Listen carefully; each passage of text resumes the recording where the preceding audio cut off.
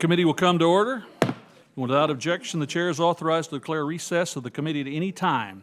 Welcome to today's hearing entitled Artificial Intelligence, Advancing Innovation in the National Interest. I recognize myself for 5 minutes for an opening statement. Good morning and welcome to what I anticipate will be one of the first of multiple hearings on artificial intelligence that the Science, Space, and Technology Committee will hold this Congress. As we've all seen, AI applications like ChatGPT have taken the world by storm. The rapid pace of technological progress in this field, primarily driven by American researchers, technologists, and entrepreneurs, presents a generational opportunity for Congress. We must ensure the United States remains the leader in a technology that many experts believe is as transformative as the internet and electricity. The purpose of this hearing is to explore an important question, perhaps the most important question for Congress regarding AI. How can we support innovation development in AI so that it advances our national interest? For starters, most of us can agree that this is in our national interest to ensure cutting-edge AI research continues happening here in America and is based on our democratic values. Although the United States remains the country where the most sophisticated AI research is happening, this gap is narrowing.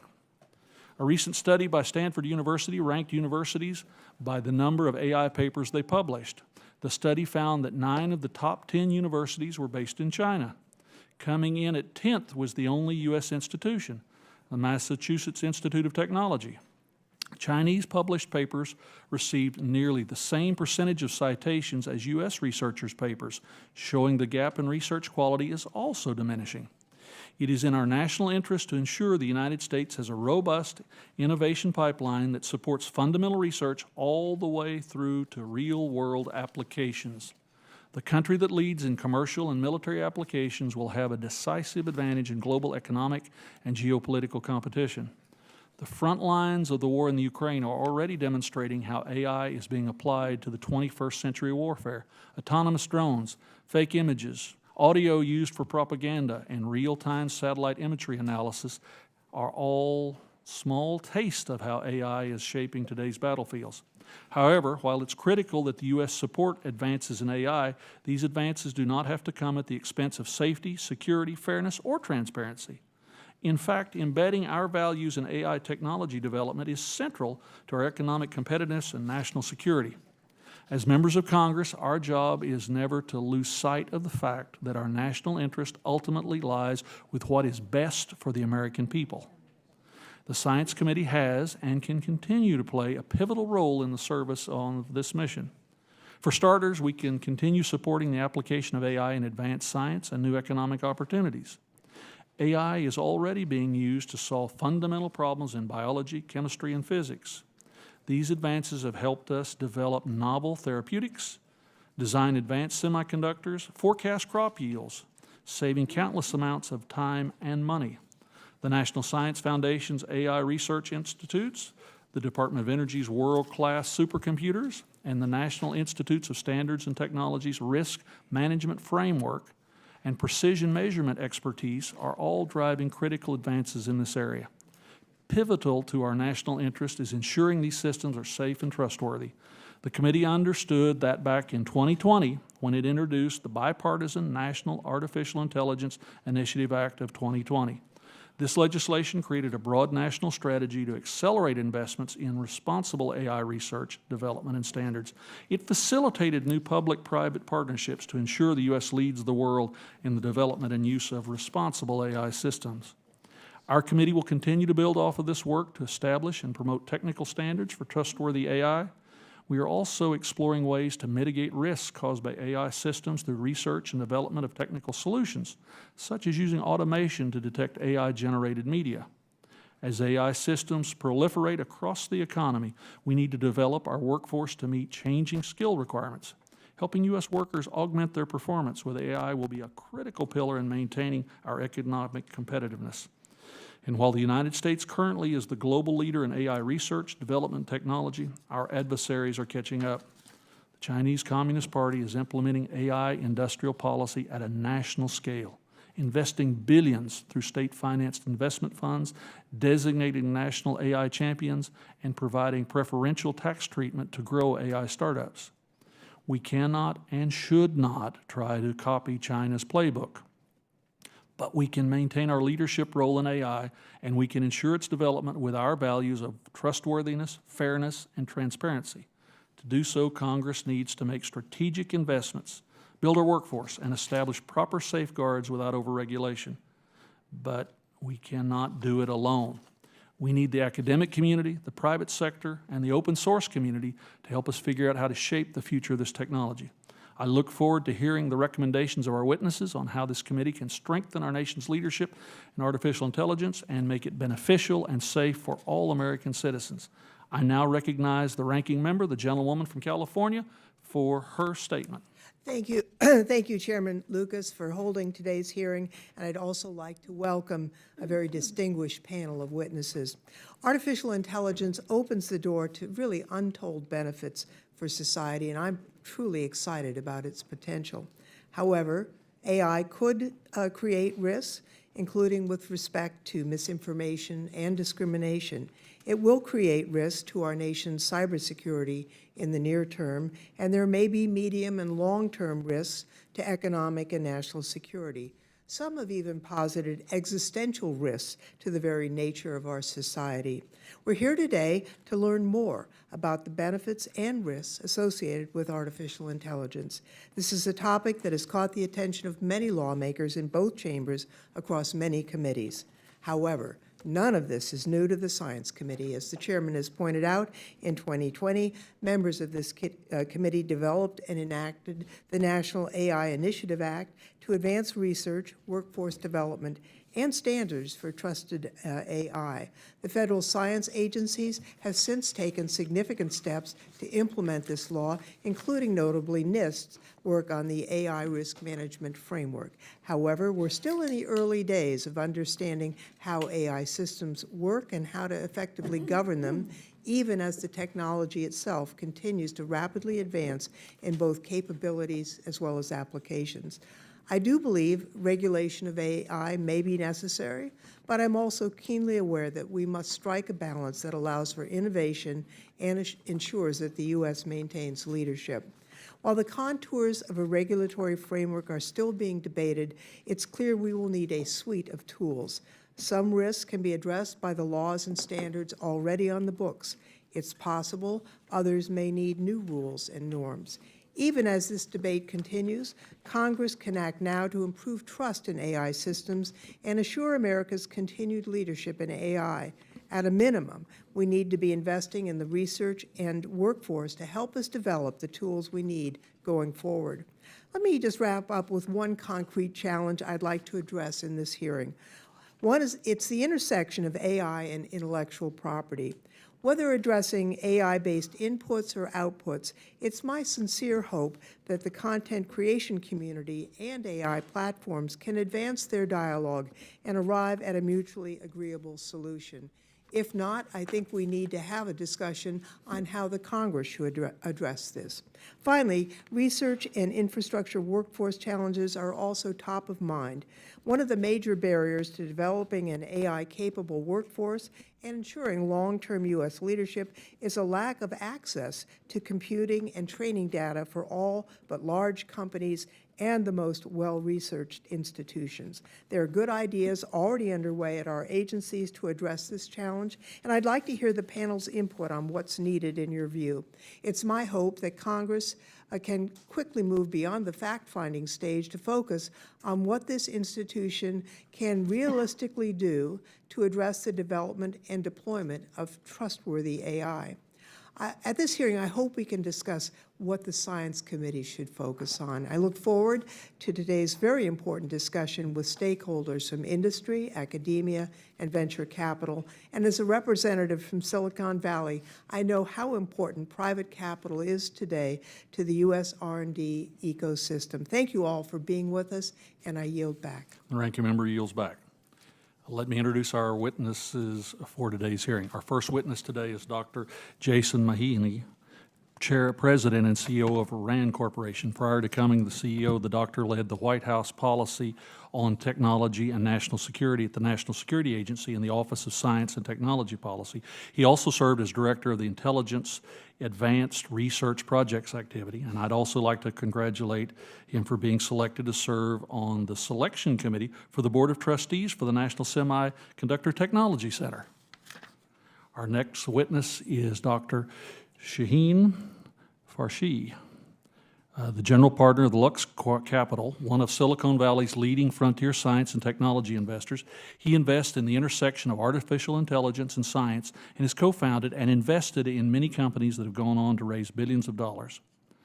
Our third witness of the day is Dr. Clement DeLong, co-founder and CEO of Hugging Face, the leading platform for open source AI community. It has raised over $100 million, with Lux Capital leading their last financing round, and counts over 10,000 companies and 100,000 developers as users. Next, we turn to Dr. Raman Chaudhry, Responsible AI Fellow at Harvard University, and she is a pioneer in the field of applied algorithmic ethics, which investigates creating technical solutions for trustworthy AI. Previously, she served as Director of Machine Learning Accountability at the Twitter and founder of Parity, an enterprise algorithmic auditing company. And our final witness is Dr. Dewey Murdoch, the Executive Director of Georgetown's Center for Security and Emerging Technology. He previously served as the Chief Analytics Officer and Deputy Chief Scientist within the Department of Homeland Security, and has also co-founded an office in predictive intelligence at IARPA. Thank you all witnesses for being here today, and I recognize Dr. Mahithi for the first 5 minutes to present your testimony and overlook my phonetic weaknesses. No problem at all. Thanks so much, Chairman Lucas, Ranking Member Lofgren, and members of the committee. Good morning, and thank you for the opportunity to testify. As mentioned, I'm the president and CEO of RAND, a nonprofit and nonpartisan research organization, and one of our priorities is to provide detailed policy analysis relevant to AI in the years ahead. We have many studies that we have underway relevant to AI. I'll focus my comments today on how the federal government can advance AI in a beneficial and trustworthy manner for all Americans. Among a broad set of technologies, AI stands out both for its rate of progress and for its scope of applications. AI holds the potential to broadly transform entire industries, including ones that are critical to our future prosperity. As noted, the United States is currently the global leader in AI. However, AI systems have security and safety vulnerabilities, and a major AI-related accident in the United States or a misuse could dissolve our lead, much like nuclear accidents set back the acceptance of nuclear power in the United States. The United States can make safety a differentiator for our AI industry, just as it was a differentiator for our early aviation and pharmaceutical industries. Government involvement in safety standards and testing led to safer products, which in turn led to consumer trust and market leadership. Today, government involvement can build consumer trust in AI that strengthens the U.S. position as a market leader. And this is one reason why many AI firms are calling for government oversight to ensure that AI systems are safe and secure. It's good for their business. I'll highlight 5 actions that the federal government could take to advance trustworthy AI within the jurisdiction of this committee. First is to invest in potential research moonshots for trustworthy AI, including generalizable approaches to evaluate the safety and security of AI systems before they're deployed. Second, fundamentals of designing agents that will persistently follow a set of values in all situations. And third, microelectronic controls embedded in AI chips to prevent the development of large models that lack safety and security safeguards.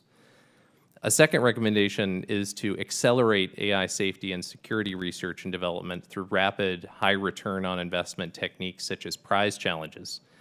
Prizes pay only for results and remove the costly barrier to entry for researchers who are writing applications, making them a cost-effective way to pursue ambitious research goals while opening the field to non-traditional performers such as small businesses. A third policy option is to ensure that U.S. AI efforts conduct risk assessments prior to the training of very large models, as well as safety evaluations and red team tests prior to the deployment of large models. A fourth option is to ensure that the National Institute of Standards and Technology has the resources needed to continue applications of the NIST risk management framework and fully participate in key international standards relevant to AI, such as ISO SC 42.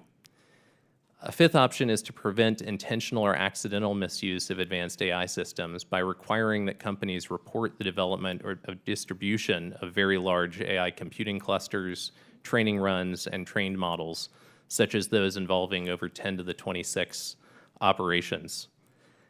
Second, include in federal contracts with cloud computing providers requirements that they employ Know Your Customer screening for all customers before training large AI models. And third, include in federal contracts with AI developers Know Your Customer screening, as well as security requirements to prevent the theft of large AI models. Thank you for the opportunity to testify, and I look forward to your questions later. Thank you. And I recognize Dr. Farshi for 5 minutes to present his testimony. Thank you, Mr. Chairman. Chairman Lucas, Ranking Member Lofgren, and members of the committee, my name is Dr. Shaheen Farshi, and I'm a general partner at Lux Capital, a venture capital firm with $5 billion of assets under management. Lux specializes in building and funding tomorrow's generational companies that are leveraging breakthroughs in science and engineering. I have helped create and fund companies pushing the state-of-the-art in semiconductors, rockets, satellites, driverless cars, robotics, and AI. From that perspective, there are two important considerations for the committee today. One, preserving competition in AI to ensure our country's position as a global leader in the field, and two, driving federal resources to our most promising AI investigators. Before addressing directly how America can reinforce its dominant position in AI, it is important to appreciate how some of Lux's portfolio companies are pushing the state-of-the-art in the field. Hugging Face, whose founder, Clem DeLong, is a witness on this panel. Mosaic ML, a member of the Hugging Face community, is helping individuals and enterprises train, tune, and run the most advanced AI models. Mosaic's language models have exceeded the performance of OpenAI's GPT-3. Unlike OpenAI, Mosaic's models are made available to their customers entirely, as opposed to through an application programming interface, thereby allowing customers to keep all of their data private. Mosaic built the most downloaded LLM in history, MPT-7B, which is a testament to the innovations coming into the open source from startups and researchers. Runway ML is bringing the power of generative AI to consumers to generate videos from simple text and images. Runway is inventing the future of creative tools with AI, thereby reimagining how we create, so individuals can achieve the same expressive power of the most powerful Hollywood studios. These are just a few examples of Lux companies advancing the state-of-the-art in AI, in large part because of the vital work of this committee to ensure America is developing its diverse talent, providing the private sector with helpful guidance to manage risk, and democratizing access to computing resources that fuel AI research and the next generation of tools to advance the U.S. national interest. To continue America's leadership, we need competitive markets to give entrepreneurs the opportunity to challenge even the largest dominant players. Unfortunately, there are steep barriers to entry for AI researchers and founders. The most advanced AI generative models cost more than $100 million to train. If we do not provide open, fair, and diverse access to computing resources, we could see a concentration of resources in a time of rapid change reminiscent of Standard Oil during the Industrial Revolution. I encourage this committee to continue its leadership in democratizing access to AI R&D by authorizing and funding the National AI Research Resource, NARE. This effort will help overcome the access divide and ensure that our country is benefiting from diverse perspectives that will build the future of AI technology and help guide its role in our society. I am particularly concerned that Google, Amazon, and Microsoft, which are already using vast amounts of personal data to train their models, have also attracted a vast majority of investment in AI startups because of the need to access their vast computing resources to train AI models, further entrenching their pre-existing dominance in the market. In fact, Google and Microsoft are investing heavily in AI startups under the condition that their invested dollars are spent solely on their own compute resources. One example is OpenAI's partnership with Microsoft. Through efforts such as NARE, we hope that competitors to Google, Microsoft, and Amazon will be empowered to offer compute resources to fledgling AI startups, while perhaps even endowing compute resources directly to the startups and researchers as well. This will facilitate a more competitive environment that will be more conducive to our national dominance at the global stage. Furthermore, Congress must rebalance efforts towards providing resources with deep investment into top AI investigators. For example, the DoD has taken a unique approach by allocating funding to top investigators, as opposed to the National Science Foundation, which tends to spread funding across a larger number of investigators. When balanced appropriately, both approaches have value to the broader innovation ecosystem. However, deep investment has driven discoveries at the frontier, leading to the creation of great companies like OpenAI, whose founders were initially funded by relatively large DoD grant dollars. Building on these successes is key to America's continued success in AI innovation. Thank you for the opportunity to share how Lux Capital is working with founders to advance AI in our national interest, bolster our national defense and security, strengthen our economic competitiveness, and foster innovation right here in America. Lux is honored to play a role in this exciting technology at this pivotal moment. I look forward to your questions. Thank you. And I recognize Mr. DeLong for 5 minutes for his testimony. Chairman Lucas, Ranking Member Lofgren, and members of the committee, thank you for the opportunity to discuss AI innovation with you. I deeply appreciate the work you are doing to advance and guide it in the US. My name is Clément DeLong, and I'm the co-founder and CEO of Hugging Face. I'm French, as you can hear from my accent, and moved to the US 10 years ago, barely speaking English. With my co-founders, Julien and Thomas, we started this company from scratch here in the US as a US startup, and we are proud to employ team members in 10 different US states today. I believe we could not have created this company anywhere else. I am living proof that the openness and culture of innovation in the US allows for such a story to happen. The reason I'm testifying today is not so much the size of our organization or the cuteness of our emoji name, Hugging Face. And contrary to what you said, Chairman Lucas, I don't hold a PhD like all the other witnesses. But the reason I'm here today is because we enable 15,000 small companies, startups, nonprofits, public organizations, and companies to build AI features and workflows. Collectively, on our platform, they have shared over 200,000 open models, 5,000 new ones just last week, 50,000 open datasets, and 100,000 applications, ranging from data anonymization for self-driving cars, speech recognition from visual lip movement for people with hearing disabilities, applications to detect gender and racial biases, translation tools in low-resource languages to share information globally, not only with large language models and generative AI, but also with all sorts of machine learning algorithms, with usually smaller, customized, specialized models in domains as diverse as social productivity platforms, finance, biology, chemistry, and more. We are seeing firsthand that AI provides a unique opportunity for value creation, productivity boosting, and improving people's lives, potentially at a larger scale and higher velocity than the internet or software before. However, for this to happen across all companies and at a sufficient scale for the US to keep leading compared to other countries, I believe open science and open source are critical to incentivize and are extremely aligned with American values and interests. First, it's good to remember that most of today's progress has been powered by open science and open source, like the Attention is All You Need paper, the BERT paper, the latent diffusion paper, and so many others. The same way, without open source, PyTorch, TensorFlow, Keras, transformers, diffusers, all invented here in the US might not be the leading country for AI.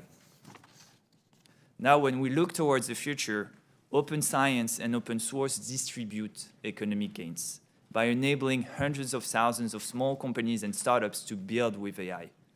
It fosters innovation and fair competition between all. Thanks to ethical openness, it creates a safer path for development of the technology by giving civil society, nonprofits, academia, and policymakers the capabilities they need to counterbalance the power of big private companies. Open science and open source prevent black box systems, make companies more accountable, and help solving today's challenges like mitigating biases, reducing misinformation, promoting copyright, and rewarding all stakeholders, including artists and content creators, in the value creation process. Our approach to ethical openness combines institutional policies, such as documentation with model cards pioneered by our own Dr. Margaret Mitchell, technical safeguards, such as staged releases, and community incentives like moderation and opt-in, opt-out datasets. There are many examples of safer AI thanks to openness, like Bloom, an open model that has been assessed by Stanford as the most compliant model with the EU AI Act, or the research advancement in watermarking for AI content. Some of that you can only do with open models and open datasets. In conclusion, by embracing ethical AI development with a focus on open science and open source, I believe the US can start a new era of progress for all, amplify its worldwide leadership, and give more opportunities to all like it gave to me. Thank you very much. Absolutely, and thank you, Mr. DeLong. And I would note probably that there would be some of my colleagues who would note that your version of English might be more understandable than my Okie dialect. But setting that issue aside, I now recognize Dr. Chowdhury for 5 minutes for her testimony. Thank you, Chairman Lucas, Ranking Member Lofgren, and esteemed members of the committee. My name is Dr. Raman Chowdhury, and I am an AI developer, data scientist, and social scientist. For the past 7 years, I've helped address some of the biggest problems in AI ethics, including holding leadership roles in responsible AI at Accenture, the largest tech consulting firm in the world, and at Twitter. Today, I'm a responsible AI fellow at Harvard University. I'm honored to provide testimony on trustworthy AI and innovation. Artificial intelligence is not inherently neutral, trustworthy, nor beneficial. Concerted and directed effort is needed to ensure this technology is used appropriately. My career in responsible AI can be described by my commitment to one word: governance. People often forget that governance is more than the law. Governance is a spectrum ranging from codes of conduct, standards, open research, and more. In order to remain competitive and innovative, the United States would benefit from a significant investment in all aspects of AI governance. I would like to start by dispelling the myth that governance stifles innovation. Much to the contrary, I use the phrase, "brakes help you drive faster," to explain this phenomenon. The ability to stop your car in dangerous situations is what enables us to feel comfortable driving at fast speeds. Governance is innovation. This holds true for the current wave of artificial intelligence. Recently, a leaked Google memo declared there is no moat. In other words, AI will be unstoppable as open source capabilities meet and surpass closed models. There is also a concern about the US remaining globally competitive if we aren't investing in AI development at all costs. This is simply untrue. Building the most robust AI industry isn't just about processors and microchips. The real competitive advantage is trustworthiness. If there is one thing to take away from my testimony, it's that the US government should invest in public accountability and transparency of AI systems. In this testimony, I describe how. I make the following 4 recommendations to ensure the US advances innovation in the national interest. First, support for AI model access to enable independent research and audit. Second, investment in and legal protections for red teaming and third-party ethical hacking. Third, the development of a non-regulatory technology body to supplement existing US government oversight efforts. Fourth, participation in global AI oversight. CEOs of the most powerful AI companies will tell you that they spend significant resources to build trustworthy AI. This is true. I was one of those people. My team and I held ourselves to the highest ethical standards, and my colleagues who remain in these roles still do so today.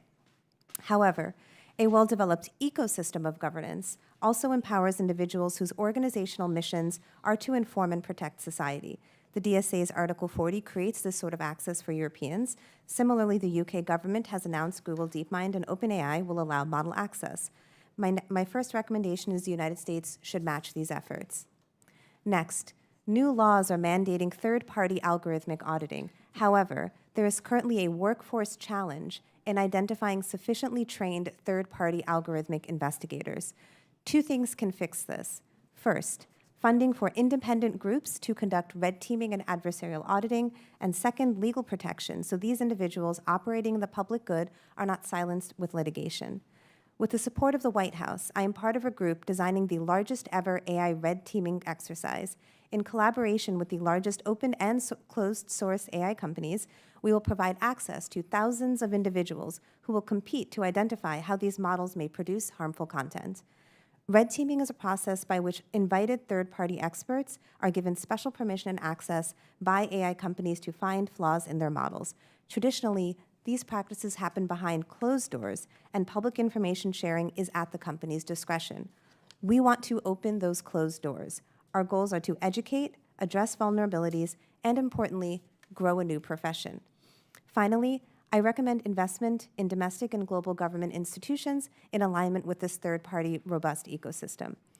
A centralized body focused on responsible innovation could assist existing oversight by promoting interoperable licensing, conducting research to inform AI policy, and sharing best practices and resources. Parallels in other governments include the UK Centre for Data Ethics and Innovation, of which I'm a board member, and the EU Centre for Algorithmic Transparency. There's also a sustained and increasing call for global governance of AI system, among them experts like myself, OpenAI CEO Sam Altman, and former New Zealand Prime Minister Jacinda Ardern.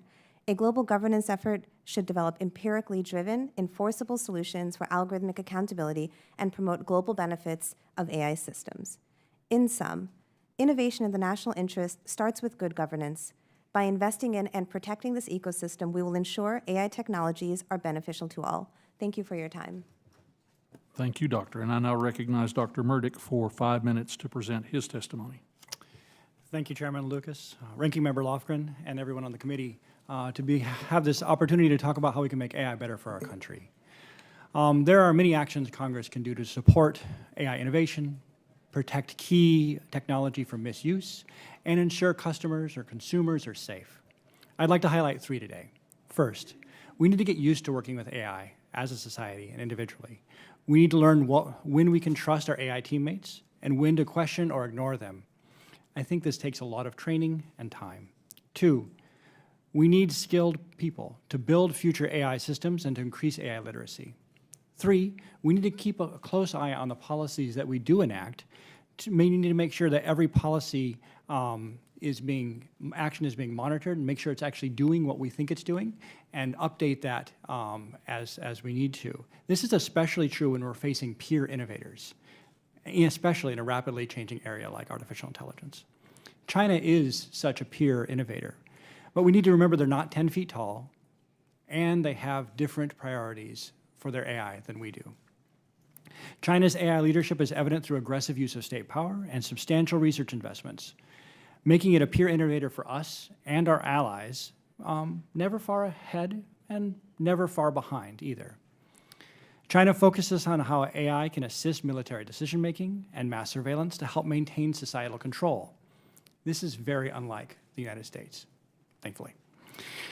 Managing that control means they're not letting AI run around all willy-nilly. In fact, the deployment of large language models does not appear to be a priority for China's leadership, precisely for that reason. We should not let the fear of China surpassing us deter our oversight of the AI industry and AI technology. Instead, the focus should be on developing methods that allow enforcement of AI risk and harm management and guiding the innovation and advancement of AI technology.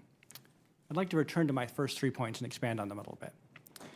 Going back to my opening points, the first one was we must get used to working with AI via effective human-machine teaming, which is central to AI's evolution, in my opinion, in the next decade. Understanding what an AI system can and cannot do and should and shouldn't do, and when to rely on them and when to avoid using them, should guide our future innovation and also our training standards. One thing that keeps me up at night is when human partners trust machines when they shouldn't, and there's interesting examples of that. They fail to trust AI when they should, or are manipulated by a system, and there's some instances of that also. We've witnessed rapid AI advancements, and the convergence between AI and other sectors promises widespread innovation in areas from medical imaging to manufacturing. Therefore, fostering AI literacy across the population is critical for economic competitiveness But also, and I think even more importantly, it is essential for democratic governance. We cannot engage in a meaningful societal debate about AI if we don't understand enough about it. This means an increasingly large fraction of the US citizens will encounter AI daily. So that's the second point. We need skilled people working at all levels. We need innovators from technical and non-technical backgrounds. We need to attract and retain diverse talent from across our nation and internationally. And separately from those who are building the AI systems, these future and current ones, we need comprehensive AI training for the general population. K through 12 curricula, certifications, there's a lot of good ideas there. AI literacy is the central key though. So what else can we do?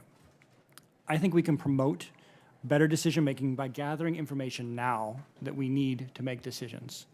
For example, tracking AI harms via incident reporting is a good way to learn where things are breaking.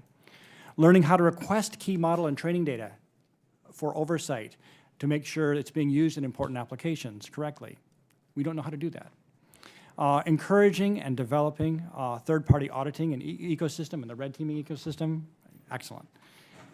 If we are going to license AI software, which is a common proposal we hear, we're probably going to need to update existing authorities for existing agencies, and we may need to create a new one, a new agency that is, or organization.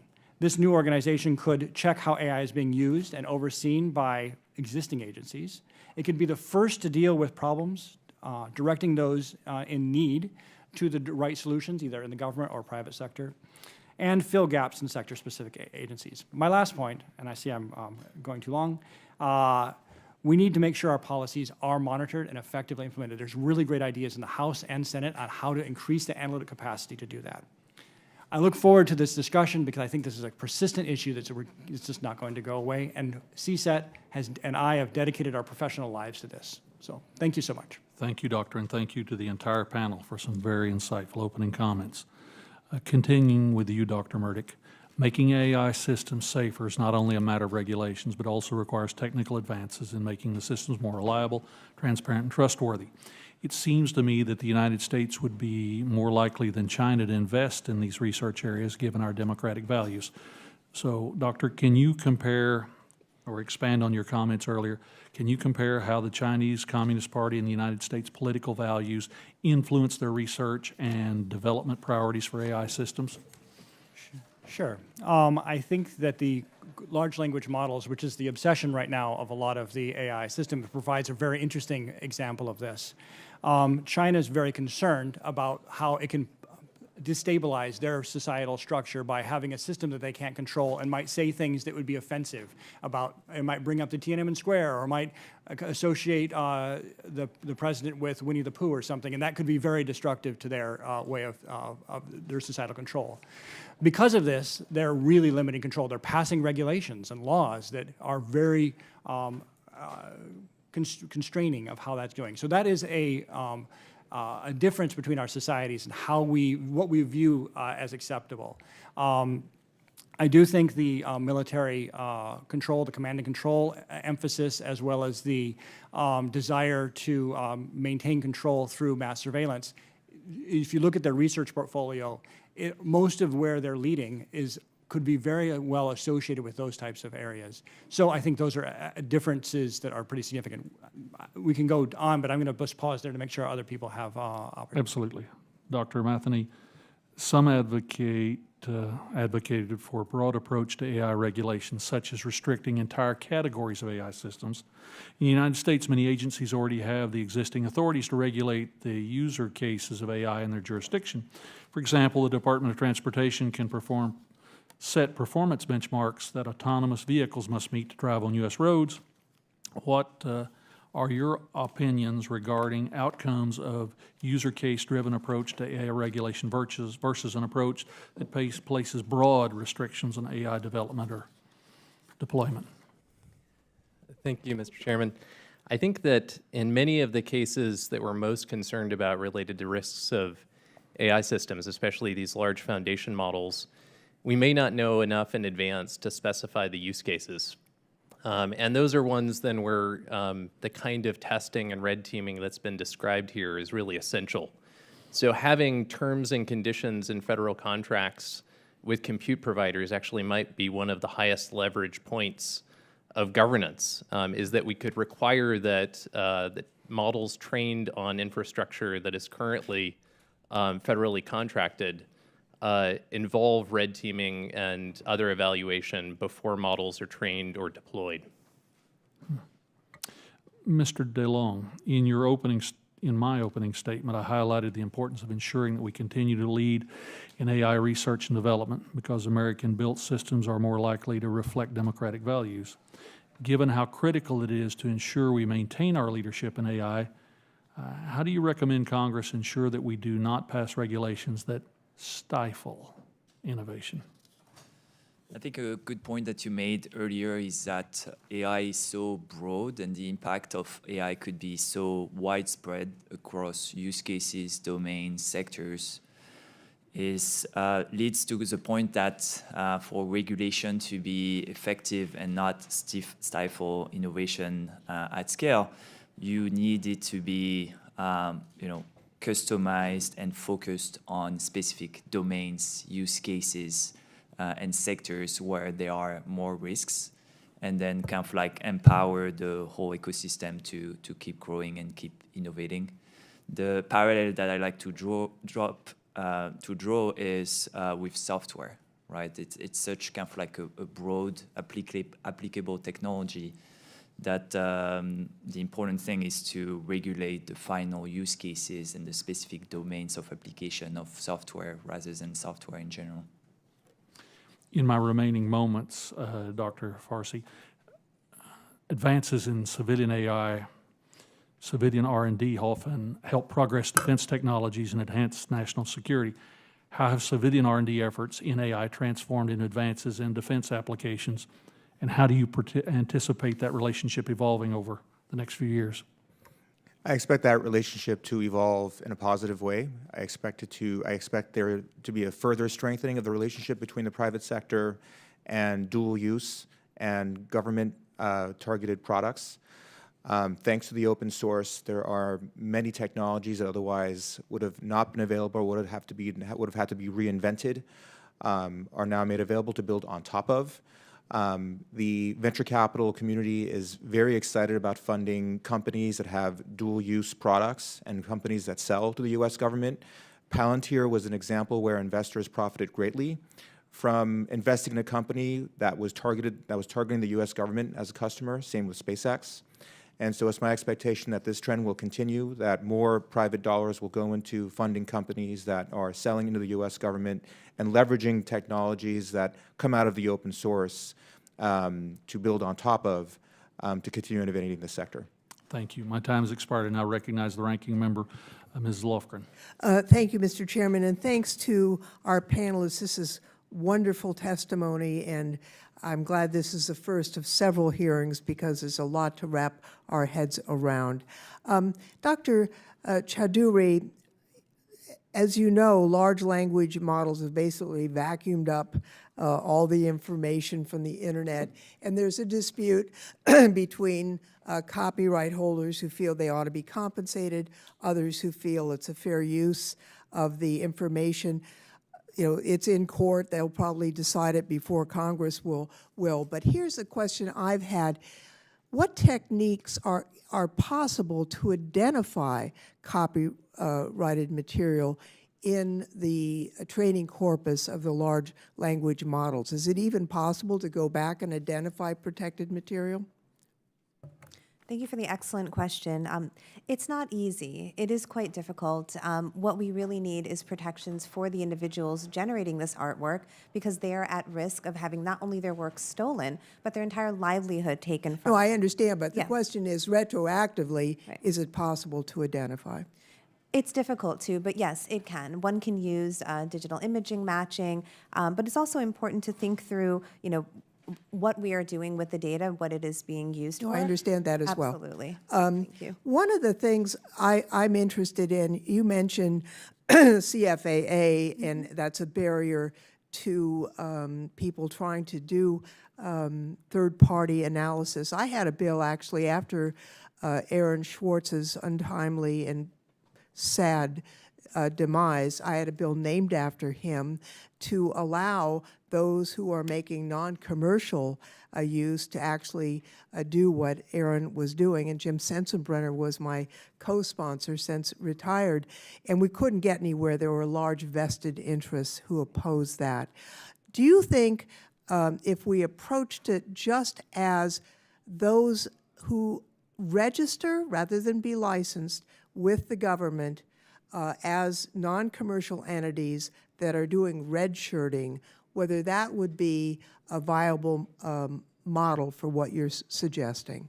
I think so, yes. I think that would be a great start. I do think there would need to be follow-up to ensure that people are indeed using it for non-commercial purposes. Correct.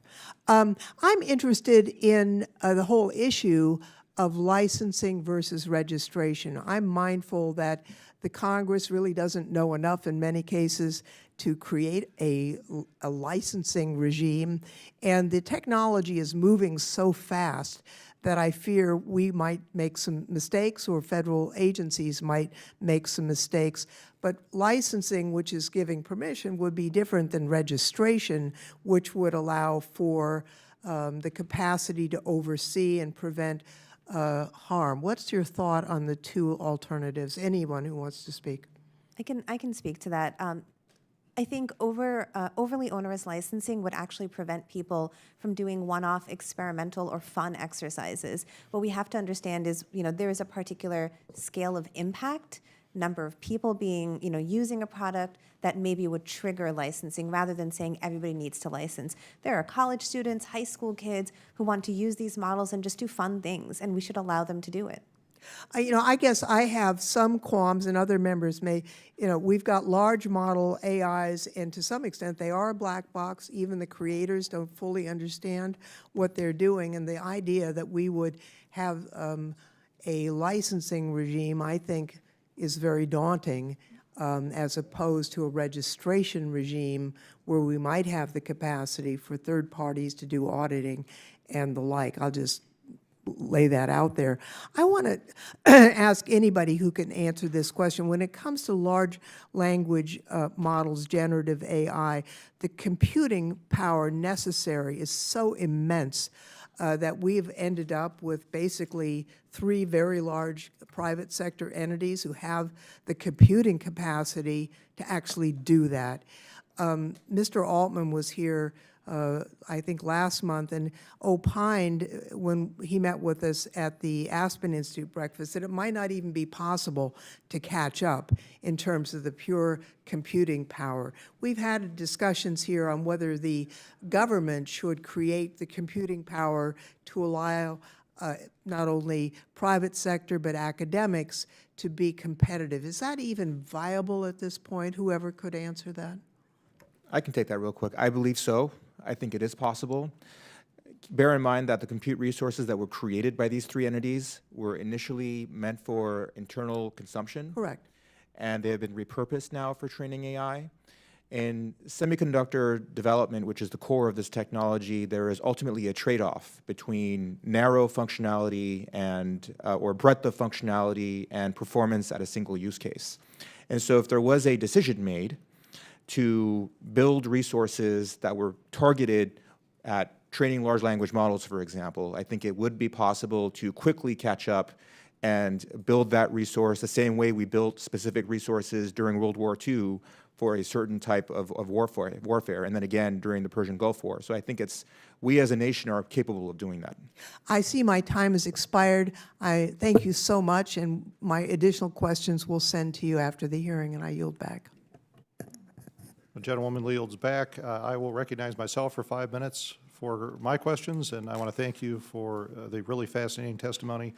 Dr. Mahoney, I'd like to start with you. You'd brought up the concept of trustworthy AI, and I think that that's an extremely important topic. I actually dislike the word trustworthy AI because it imparts to AI something that it doesn't have, human qualities. It's just a piece of software. I was interested, Dr. Murdoch, when you said sometimes human partners trust AI when they shouldn't and fail to trust it when they should. And I think that that is a better way of expressing what we mean when we talk about AI. But this is an important conversation to have because we in Congress, as we contemplate establishing a regulatory framework for AI, we need to be explicit when we say we want it to be trustworthy. You know, we can talk about efficacy or robustness or repeatability, but we need to be very specific when we talk about what we mean by trustworthy. It's not helpful to use evocative terms like, well, AI has to share its values, which is something that's in the framework of other countries' approach to AI. Well, that's great. You know, values, that's a human term. What does that mean for AI to have values? So the question for you, Doctor, is what do we mean when we say trustworthy AI? And, you know, in what context should us as lawmakers think about AI as trustworthy? Thank you. When we talk about trustworthiness of engineered systems, we usually mean, do they behave as predicted? Do they behave in a way that is safe, reliable, and robust, given a variety of environments? So for example, do we have trust in our seatbelt? Do we have trust in the anti-lock braking system of a car? Do we have trust in the accident avoidance system on an airplane? So those are the kinds of properties that we want in our engineered systems is, are they safe, are they reliable, are they robust? I would agree, and I think that we can put metrics on those things. I just don't think that calling AI trustworthy is helpful because we're already having this perceptual problem that people are thinking of it in an anthropomorphic way, and it isn't. It is just software. And, you know, we could talk about the intent when we deploy it. We can talk about the intent when we create it of us as humans, but to impart those qualities to the software, I think, is misleading to people. Dr. Chowdhury, I want to continue the ranking member's line of questioning, which I thought was excellent, on the intersection between copyright holders and content creators and the training of AI, because I think that this is going to be a really critical issue for us to grapple with. And I mean, here's the problem. If we say, as some content creators have suggested, that no copyrighted content can be used in the training of AI, you know, which from their point of view is a completely reasonable thing to be saying. But if we do that, then we're going to wind up with AI that is fundamentally useless in a lot of different domains. And let me give you a specific example because I'd like your thoughts on it. I mean, one trademarked term is Super Bowl, right? The NFL would not like someone using the word Super Bowl in a commercial sense. If you own a bar, you have to talk about, you know, the party to watch the big game, nudge, nudge, wink, wink, right? Which is, from their point of view, completely reasonable. But if you prohibited the use of the word Super Bowl in training AI, you'd come up with a large language model that if you said, what time is the Super Bowl? It would have no idea what you were talking about. You know, it would lack the context to be able to answer questions like that. So how do we navigate that space? I think you're bringing up an excellent point. I think these technologies are going to push the upper limits of many of the laws we have, including protections for copyright. I don't think there's a good answer. I think this is what we are negotiating today. The answer will lie somewhere in the spectrum. There will be certain terms. I think a similar conversation happened about the term Taco Tuesday and the ability to use it widely, and it was actually decided you could use it widely. I think some of these will be addressed on a case-by-case basis, but more broadly, I think the thing to keep an eye on is whether or not somebody's livelihood is being impacted. It's not really about a word or a picture. It is actually about whether someone is taken out of a job because of a model that's being built. I partially agree. You know, I think it gets into a very dicey area when we talk about if someone's job is being impacted, because AI is going to be extremely economically disruptive. And our job as lawmakers is to make sure that disruption is largely positive for the median person in our society. But, you know, jobs will be impacted. We hope that most will be positive and not negative. I actually think, and I'm going to run out of time here, but we have a large body of legal knowledge already on this topic around the concept of fair use. And I think that that really is the solution to this problem. There'll be fair use of intellectual property in AI, and there'll be things that are clearly are not fair use or infringing. And I think that we can use that as a foundation. But I'd love to continue the discussion later. Absolutely.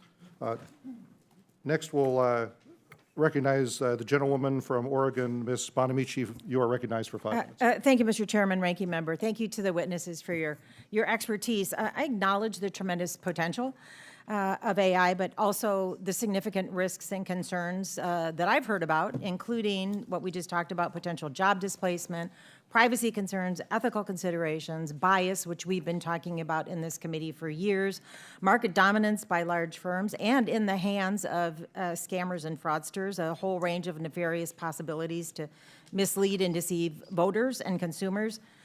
Also, the data sets take up an enormous amount of energy to run. We acknowledge that.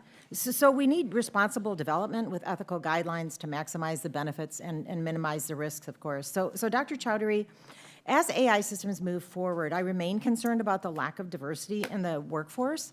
So could you mention how increasing diversity will help address bias? What an excellent point. Thank you so much, Congresswoman. So first of all, we need a wide range of perspectives in order to understand the impact of artificial intelligence systems. I'll give you a specific example from my time at Twitter.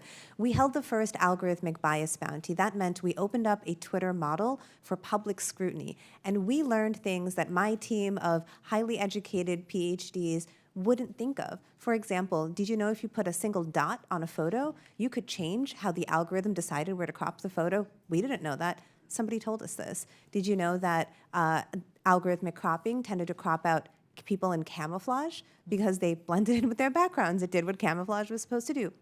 We didn't know that.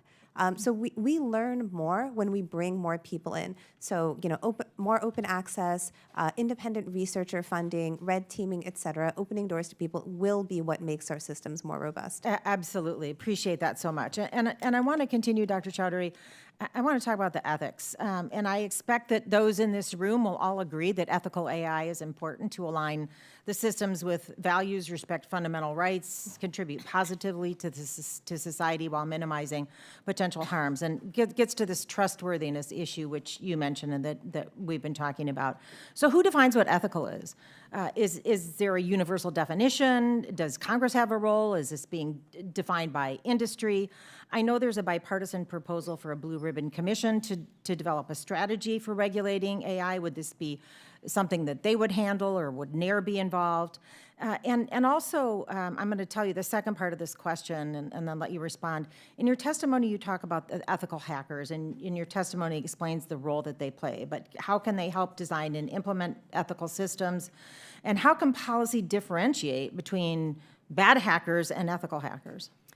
Both great questions. So first I want to address the first part of what you brought up is who defines ethics? And, fortunately, this is not a new problem with technology. We have grappled with this in the law for many, many years. So, I recognize that previously someone mentioned that we seem to think a lot of problems are new with technology. This is not a new problem.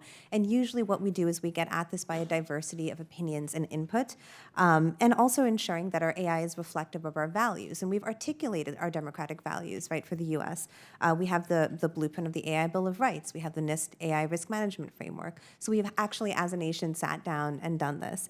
So to your second question on ethical hackers are operating in the public good, and there is a very clear difference. So what an ethical hacker will do is, for example, identify a vulnerability in some sort of a system, and often they actually go to the company first to say, hey, can you fix this? But often these individuals are silenced with threats of litigation. So what we need to do is actually have increasing protections for these individuals who are operating the public good, have repositories where people can share this information with each other, and also allow companies to be part of this process. For example, what might responsible disclosure look like? How can we make this not an adversarial environment where it's the public versus companies, but the public as a resource for companies to improve what they're doing above and beyond what they're able to do themselves. I appreciate that, and I want to follow up on the earlier point about, yes, and I'm aware of the work that's been done so far on the ethical standards. However, I'm just questioning whether this is something that, does it need to be put into law, to regulation? Does everyone agree? And could this, is there hope that there could be some sort of universal standard? Ethical standard. I do not think a universal ethical standard is possible. We live in a society that reflects diversity of opinions, thought, and we need to respect that and encourage that. But how do we create the safeguards and identify what is harmful? In social media, we would think a lot about what is harmful content, toxic content, and all of this lives on a spectrum. And I think any governance that's created has to respect that society changes, people change, the words and terms we use to reflect things change, and our ethics will change as well. So creating a flexible framework by which we can create ethical guidelines to help people make smart decisions is a better way to go. And just to confirm, that would be voluntary, not mandatory? Oh, see, my time has expired. I must yield back. Could you answer that question, just yes or no? Certainly. Yes. Thank you. The gentlewoman yields back. We'll go next to my colleague from California, Congressman Issa. You're recognized for 5 minutes. Thank you. I'll continue right where she left off, Dr. Shkoury. The last answer got me just perfect because, so it's going to be voluntary. So who decides who puts that dot in a place that affects the cropping? I'm going to continue my answer. So it can be voluntary, but in certain cases, in high-risk cases and high-impact. We don't do voluntary here in Congress, you know that. I do, but I also do recognize that the way that we have structured regulation in the United States is context-specific. You know, financial authorities regulate. Okay, well, finance. let's get a context, because, Yeah. and it's for a couple of you. If you've got a PhD, you're eligible to answer this question. And if you've published a book, you're eligible to answer this question. Now, the most knowledgeable person on AI up here at the dais that I know of is sitting in the chair right now. So, but he happened to say fair use. And of course, that gets my hackles up as the chairman of the subcommittee that determines what fair use is. Now, how many of you went to college and studied from books that were published for the pure purpose of your reading them, usually by the professor who wrote them? Raise your hand. Okay, nothing has changed in academia. So is it fair use to not pay for that book, absorb the entire content, and add it to your learning experience? So then the question, and I'll start with you, because both Twitter time and academia time and so on, today everyone assumes that the learning process of AI is fair use. Is there any basis for it being fair use rather than maybe a standard essential copyright, one that it must be licensed? But if you're going to absorb every one of your published books and every one of the published books that gave you the education you have and call it fair use, are we in fact turning upside down the history of learning and fair use just because it's a computer? I think the difference here is there's a difference between me borrowing a book from my friend, learning, and my individual impact on society. Oh, because it's cumulative? Because you've borrowed everyone's book and read everyone's book? Well, and because it's at scale. I cannot impact hundreds of millions of people around the world the way these models can. The things I say will not change the shape of democracy. So I'll accept that. Anyone want to have a slightly different opinion on stealing 100% of all the works of all time, both copyrighted and not copyrighted, and calling it fair use and saying because you took so much, because you stole big, that in fact you're fine? Anyone want to defend that? I'm sorry, I don't think that at all. I think it's wrong to do that. I think So it's wrong to take from the is content. one of the essential items that we must determine the rights of the information that goes in to be properly compensated, assuming it's under copyright? Yes. You all agree with that? Okay, put them in your computers and give us an idea of how we do it. Because obviously, this is something we've never grappled with. We've never grappled with universal copyright absorption. And hopefully, since all of you do publish and do think about it, and the RAND Corporation has the dollars to help us, please begin the process, because it's one of the areas that is so, it's going to emerge incredibly quickly.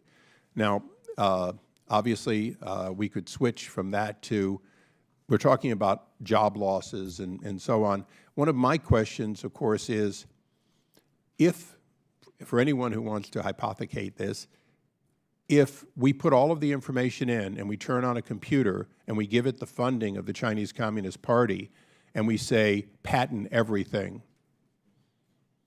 do we in fact eliminate the ability to independently patent something and not be bracketed by a massive series of patents that are all or in part produced by artificial intelligence?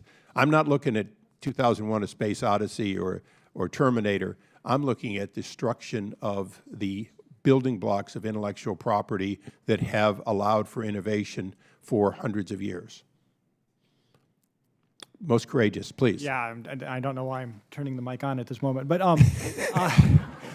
but I think there's a core for the both two questions you asked. I think money actually matters. The reason that we haven't litigated fair use fully is there hasn't been much money made in these models that have been adjusting, incorporating all the copyrighted material. But trust me, Google was sued when they were losing money too. Yeah, but I do think the fact that there's a view that there's a market will change the dynamics about how, because people will start saying, wait, you're profiting off my content, and there will be, so I do think money changes this a little bit, and I think, it goes to the second question too, I think the pragmatics of money will change the dynamics. Anyway, it's a fairly simple observation on this point. Thank you, and I apologize for dominating on this, but I'm going to Nashville this weekend and meet with a whole bunch of songwriters that are scared stiff. So anyone that wants to follow up, yes, if the chairman doesn't mind. Yes, I think an interesting example, some people have been describing Hugging Face as some sort of kind of like a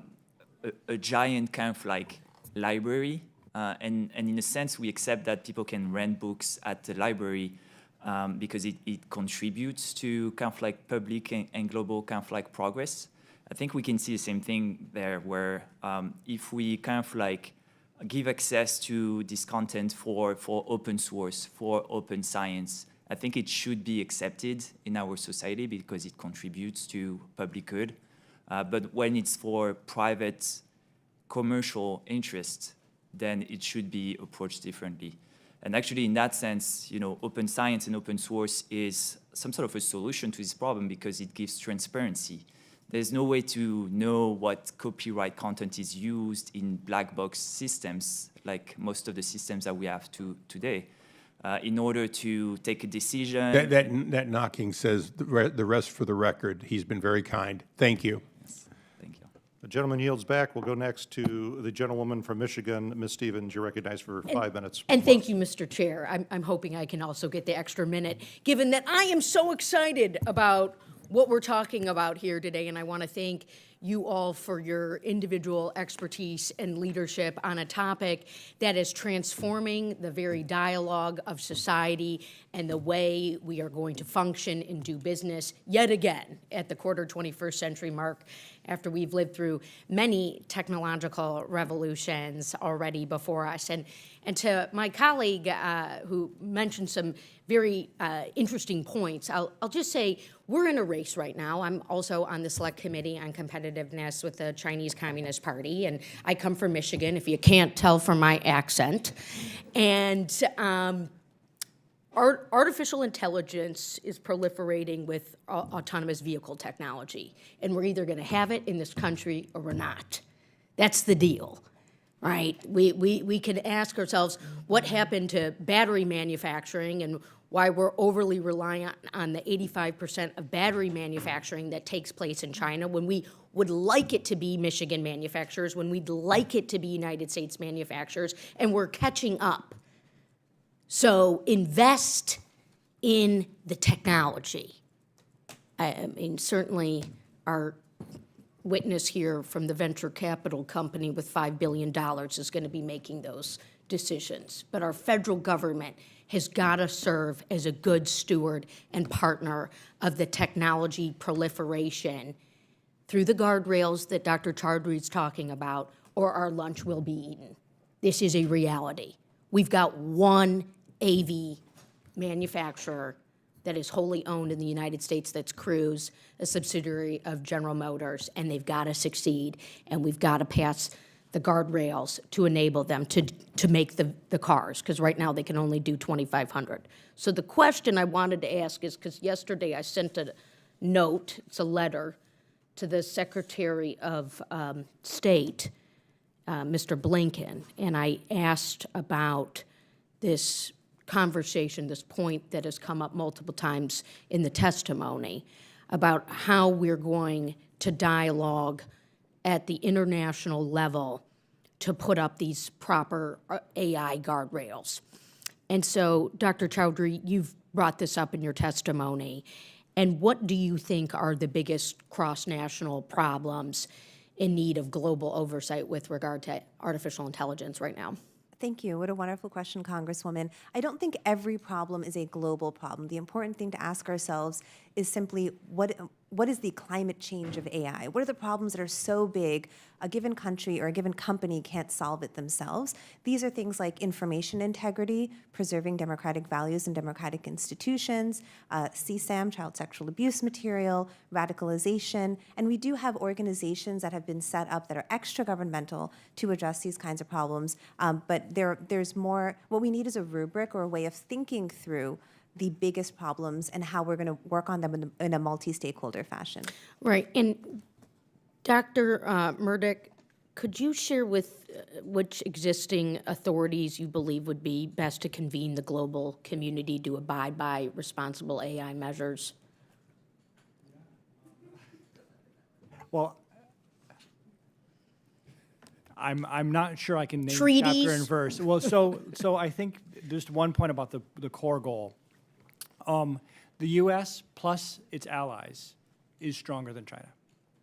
If you, by a lot of different measures you look at, everything from research production to technology to innovation to talent space size to companies to investment levels, I think it's important that we're stronger together if we can work together. If we're ever going to implement any kind of export controls effectively, we have to do them together as opposed to individually. So there's a lot of venues, international multi-party bodies that work on a variety of things. There's a lot of treaties, there's plurilateral, there's multilateral agreements, and I think we do have to work together to be able to implement these, Yeah. and I think any and all of them are relevant. Well, and allow me to just say, Mr. DeLange, we have a great French-American presence in my home state of Michigan, and we'd love to see you look at expanding to my state.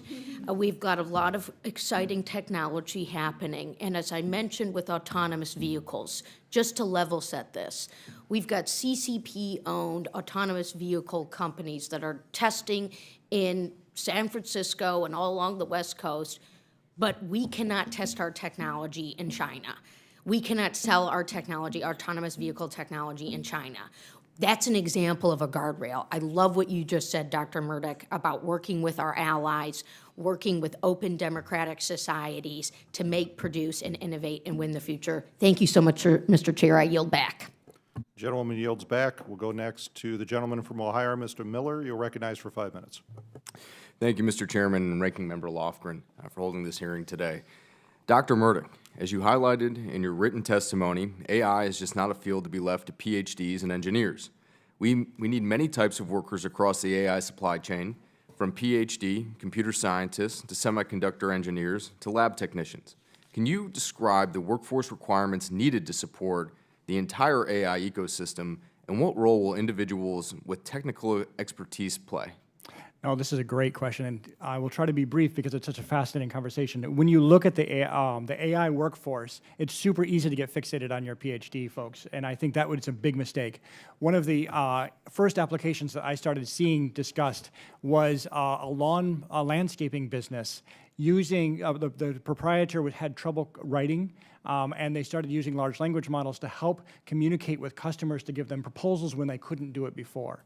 That proliferation, no, I don't mean that in a proliferation way, sorry, that expansion of capabilities into users that are much wider than your standard users is really the space we are living today. So in the deployment of any AI capability, you have your core tech team, you have your team that surrounds them or implements software engineers and other things like that. You have your product managers.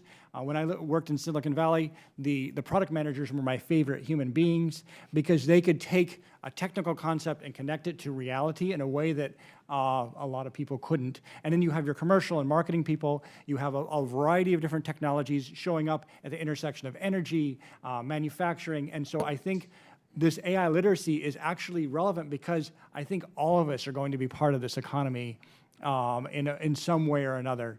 So the size of this community is growing, and I think we just need to make sure that they're trained well and they have that expertise to be able to implement implementations that are respectful of the values that we've been discussing. Yeah.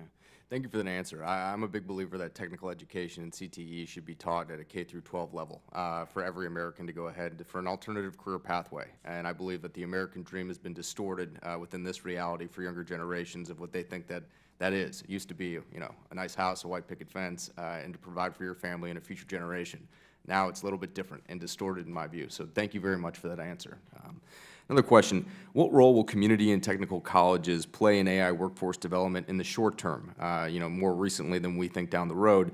What about your recommended 2-year programs are well suited to recruit and train students in AI-related fields?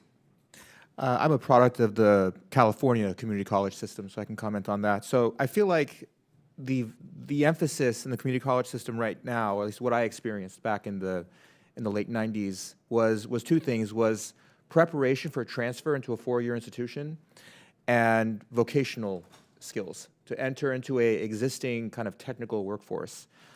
And I feel like there's an opportunity in the community college system, which is excellent, by the way, which is the reason why I'm sitting here today, to also focus on preparing an existing workforce instead of just being vocational into existing jobs, into jobs that are right over the horizon. So in the middle, in between the kind of get ready to become a mechanic to get ready to transfer to UC Berkeley, in between those two things, there are jobs that are going to be evolving as a result of AI. Therefore, upskilling you as an existing worker to these new jobs that will be emerging in the next couple of years. So I think that in between kind of service to the community through the community college system, I think would be extremely valuable to the community. Just to add to that, I think that I spent, after high school, 12 years in school. That's a lot of time to grind away at a particular technology and a concept.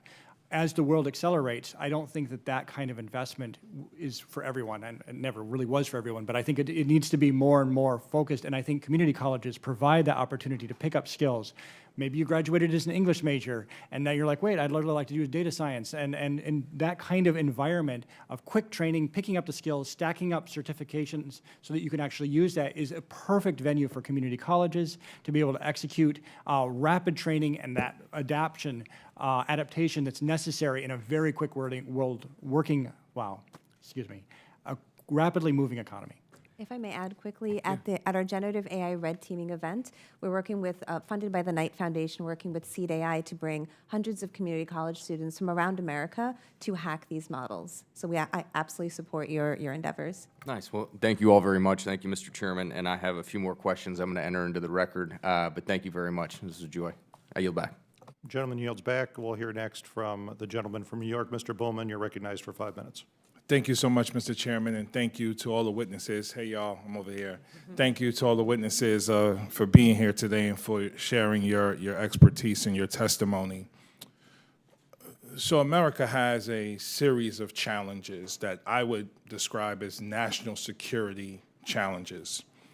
We have millions of children going to bed hungry every single day. We have gun violence as the #1 killer of children in our country. We have crippling inequality and a racial and economic caste system that persists. We have issues with climate change. We have issues of children who go to school in historically marginalized and neglected communities not receiving the same education as children who go to schools in wealthier, more suburban communities.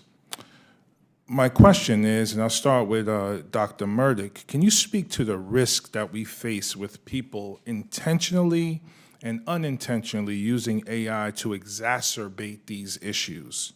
What must be done to ensure that these critical areas are improved? Because to my mind, if we're not using AI to better humanity, what the heck are we using it for? It's not just about commercialization. It's not just about military might. It's about our collective humanity in solving the crippling challenges that persist in our country before we even think about China or another foreign adversary. I really appreciate your stepping back and saying, you know, in governance, you have to look at the full priorities of what we're trying to do. And just obsessing about a little gnat of a technology is not the right way of thinking. Looking at where it integrates with our entire societal needs is really relevant. And I think there are a lot of benefits to AI that can help with some of those issues. However, your point about intentional misuse of technology to tear apart our society, I think both from a internal as well as external, the attack surface, if you may, is higher, and being able to have tools that can make that those attacks easier to operate or more cost effective is a very big risk. So it's often referred to in the category of disinformation, misinformation about how this is used, and it can be done in different modalities. It can be done in text, it can be done in images, it can be done in audio. And I think being able to figure out how to manifest this is actually a democratic process discussion, which is why I think that the AI literacy needs to be brought up. We have to be engaging in this, and because there's a lot of creativity needed. It's really, really hard to detect fake text. It's hard to know what was created by a system and what isn't. There's some stories in the news where people thought they had a method and they tried to punish all their students because they thought they had figured out a tool to be able to determine whether or not they could detect it. It didn't work so well. So the problem is it's going to be requires our full stakeholder of all the people in the United States to be participatory, giving ideas, figuring out how to do this. Also that awareness of images, and I think image and audio really is a problem because we're used to trusting everything we hear and we see. Everything we read, maybe not so much. So I think there's a situational awareness that we need to bring up across our entire population to help. I can go on, but hopefully that's helpful. If I may, Please, yes.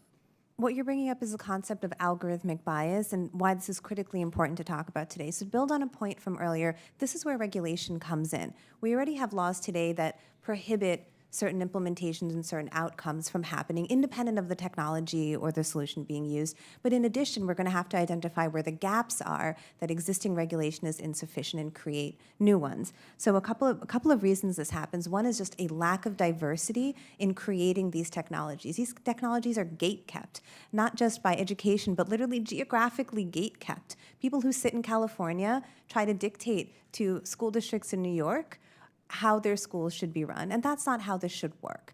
And second is techno-solutionism, this idea that humanity is flawed and technology will save us all. And that is also incorrect. Humanity is something to be rejoiced in and something to be nurtured and kept, we need to make sure that people are having the best kinds of lives that they can, mediated by technology. So algorithmic bias starts with data sets, it continues with implementation, and it continues with the lack of ability to understand and have model visibility, and it continues with a lack of good governance. Thank you so much. I ran out of time. I have a few more questions. Mr. Chair, can I submit the questions for the record? Absolutely. I yield back. Thank you. Gentleman yields back. We'll go next to the gentleman from Texas. Mr. Babin, you're recognized for 5 minutes. Thank you, Mr. Chairman. Thank you, witnesses, for being here as well. Dr. Murdock, this question is directed at you. By many metrics, China has caught up or surpassed the United States in research and commercial capabilities. As Chairman Lucas referenced in his opening statements, Chinese universities are publishing many more research papers than U.S. institutions, and they receive nearly the same share of citations as U.S. papers. How concerned are you with the pace of AI progress in China, and what can we do about that? Wonderful question. And just a quick comment on methods of how we determine who's leading. Research is an easy place to start. It's an easy place to count. I think, just want to say what is probably very obvious, patenting, investments, talent numbers, job postings, all these other data sets are really important to take into account. Also, it's really important to mention scale. I think in 2021, China's population was 4.25 times the U.S. population. So therefore, just on sheer statistics, you're going to see quantity numbers going to be outstripped by China. So that's just some observations about the measures. About how concerned I am, which I think is a very interesting question. My image of going forward, I've been following China for well over 15 years, and it's been written on the wall for a long time that they were going to be a peer innovator. We've known it was coming. So the metaphor that I come into is a kind of a grappling situation. China and the U.S. and its allies will be grappling with its different values and different approaches for the foreseeable future. And when you're in a grappling, you don't freak out when someone, puts an arm on a shoulder. You know how to respond, and it's a give and take. And I believe that metaphor kind of expresses how I see this going. So I'm not going to freak out about them having a larger number. We're going to have to just figure out how to walk through this, which is why I mentioned the policy monitoring concept is whatever we do, we need to make sure it's working and be able to adapt, because they're going to counter whatever we do at any given instance. Right. Okay, thank you. The American research enterprise currently operates in a transparent and open manner, with basic research being published without restrictions. How can we maintain a balance between ensuring the openness of basic AI research while also mitigating potential threats to national security that might arise from sharing such information? And this is for Dr. Matheny and Dr. Murdock as well. How can we solve this problem? Thanks so much. I think that for the largest so-called foundation models, where we're just learning about how they can be misused, how they can be used either in developing cyber weapons, biological weapons, and massive disinformation attacks, we should be really cautious. And so before publishing or open sourcing the largest models, I recommend that we require some amount of red teaming and evaluation in order to understand the risk scenarios before we unleash this thing into the world and we're unable to take it back. I got you. One quick thing. I believe that all of us here today agree that it's important for the United States to lead in technological advances, especially in the cutting-edge field of AI. Unfortunately, I have seen instances where overregulation hinders our ability to compete globally, thereby forcing growth overseas or allowing others to step in and lead. And I've also seen that the private-public partnerships and how successful they've been have put the U.S. in the driver's seat. And look at our space industry as an example. So, Dr. Murdock, how do we make sure that we do not overregulate, but rather innovate through the facilitation of bottom-up, consensus-based standards rather than top-down regulations? And can you speak to the role NIST has played in enabling innovation, particularly for AI, and how we can leverage that approach going forward in the rest of the time that we have? The distributed innovation system within the U.S. is extremely important. I think Congress has levers of, I think one of the core tenets of this hearing was, how do we figure out how to innovate going forward? And I think that we need all areas to be innovated in. And for example, compute has helped move us forward. Data has helped move us forward. Talent helps us move forward. And we need to make sure whatever investment we do looks at like balanced portfolio of all those to be able to move forward. In terms of like the space industry, I think it's really exciting to see how we have led, but we have made policy actions that have damaged parts of our industry. For example, with the satellite industry, when we put in rules that we could not deal with China, we actually, the size of the U.S. Market dropped, and Japan and European countries developed ITAR-free satellite technology that allowed them to increase their market share. So I think we have to be very, going back to that wrestling or grappling concept,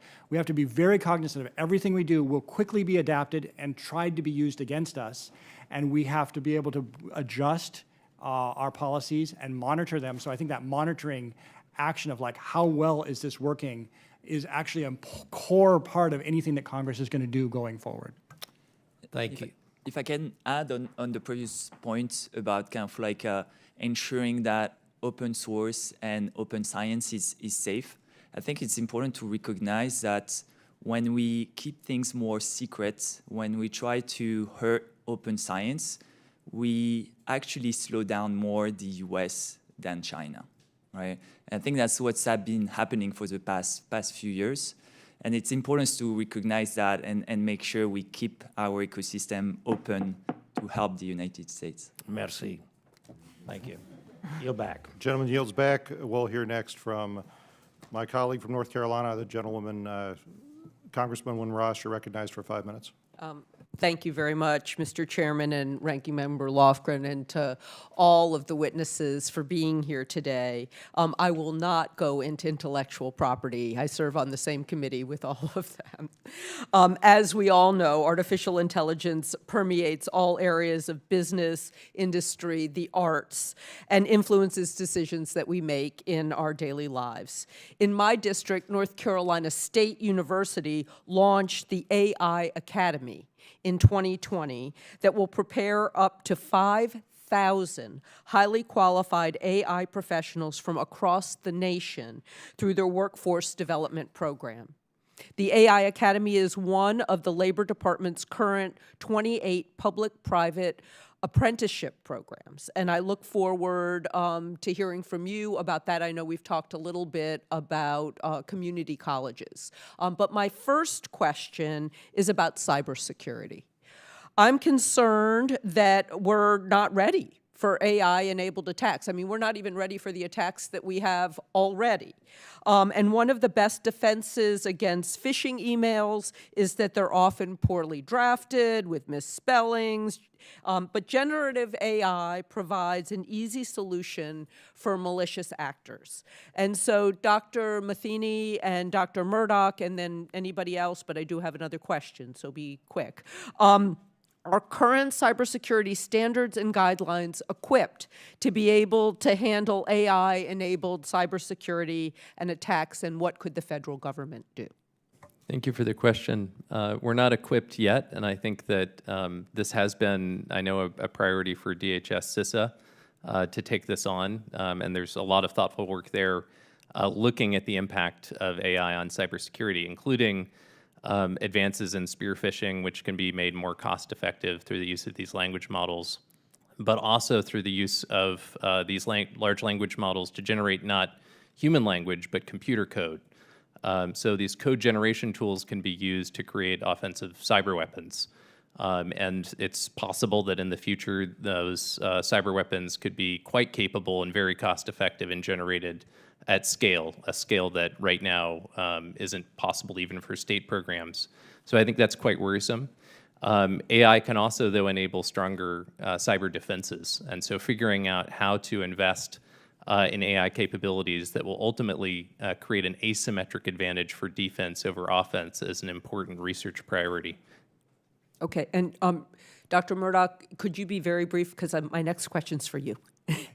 I think your sense of this being an important priority is actually right, because I think AI plus cybersecurity is probably one of the earliest spaces where we're going to see AI manifesting, and I'll just agree with Jason otherwise. Good points. We need to work on this. Great, thank you. And Dr. Murdoch, to you, American leadership begins with a strong workforce, as we've discussed, one that nurtures both domestic talent and attracts the best global minds. Many international students come here to conduct innovative research in emerging technologies, and a report from your organization revealed that 2/3 of graduate students in AI-related programs are international students. And so, although they want to stay here, our immigration laws keep them from staying here. I've done a lot of work with the so-called documented dreamers who came here with their parents and then at 21 have to self-deport with all of the investment that we have made in their education. So can you discuss better ways to not just attract but retain this talent, particularly in the AI space? And then if there's time, anybody else? So I will give one part of points. I think we've clearly, through our own surveys, seen that people want to stay in the U.S. It's one of our strongest strengths. The U.S. Attracting high-quality talent is the thing that has driven a lot of our innovation, and being able to pull from the world's best is really key. So we see this from China, we see this from all countries, and I think we need to very much invest in this, continue to invest in it. I think a lot of the inhibitors are bureaucratic, and I do think there's for our high-skilled talent base, we've seen China implement some really innovative, Canada, Yes.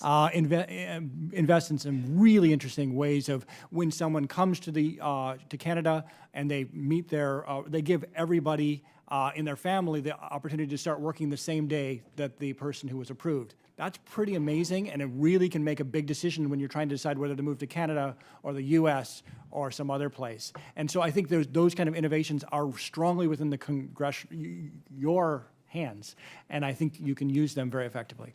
Thank you so much, and I yield back. Gentlewoman yields back. We'll go next to my colleague from Georgia, Mr. McCormick. You're recognized for 5 minutes. Thank you, Mr. Chair, and thank you to the witnesses for your thoughtful answers. As members of the House Committee on Science, Space, and Technology, it is our responsibility to address the challenges and opportunities presented by this rapidly advancing technology.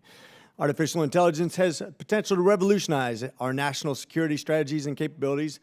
By harnessing AI's power to analyze vast amounts of data, we can enhance early threat detection, intelligence analytics, and decision-making processes. However, we must proceed with caution, recognizing the ethical considerations, algorithmic biases, and risks associated with AI deployment. As policymakers, we must strike a delicate balance between fostering innovation and protecting our national security interests. This requires investing in research and development to safeguard AI systems against adversarial attacks, ensuring transparency and accountability, and collaborating with international partners to address emerging challenges and establishing norms.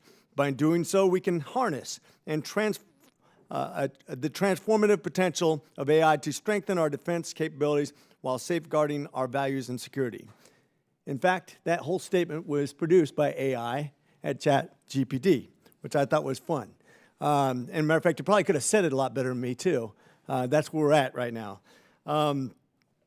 I think it's kind of funny. I'm about to replace my entire legislative staff with ChatGPT and save a lot of money. Sorry, guys, since they came up with that.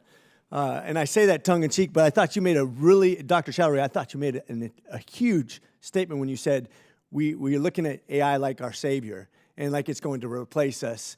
And I really thought it was great to say that you're not going to save us. And also, the government's not going to save us either, by the way. I want to put that in. Maybe that's my little political statement. But it's interesting. It is starting to replace some of us. I'm an ER physician, and I'm watching radiologists being replaced. There will be in a supervisory capacity, and you're going to see pathologists next. And eventually, we just had a recent survey that says I'd rather interact with AI than a physician because they give me easy-to-understand answers, and they're nicer to me. And they're not in a rush. So I think it's just a matter of time, right? We're seeing that happen right now.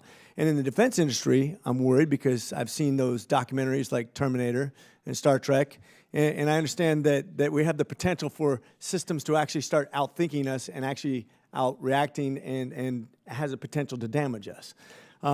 So I'm curious, what kind of guardrails should we put in place to keep us not only employed, but actually safe as far as Dr. Chowdhury, since you had the most insightful comments so far, I'll let you start. I appreciate that. So I think you're talking about two things here. One is job displacement, which has happened with many technologies in the past. And I think some of my colleagues on this panel have raised the need for upskilling, retraining, easier access, lower barriers to entry, investment in jobs programs. Frankly, these are almost standard, but now we need to apply them to technology. And the second part is really parsing out what we mean by risks and harms. So some of the Terminator-type narratives, we are very, very far from these things. But there are harms that we are seeing today. People being denied medical care or insurance because of an incorrectly specified model. We have examples of people of color being denied kidney transplants because an algorithm is incorrectly determining whether or not they should be on the kidney transplant list. These are harms that are happening today. We can't even figure out how to fix these now. We don't have enough to fix these now. We are so far away from a Terminator, and really what we should be focusing on are the harms in the technology we're building today. Great, thanks. One thing I'm not even sure who to ask this for, but I'll let the panel decide who's the best person.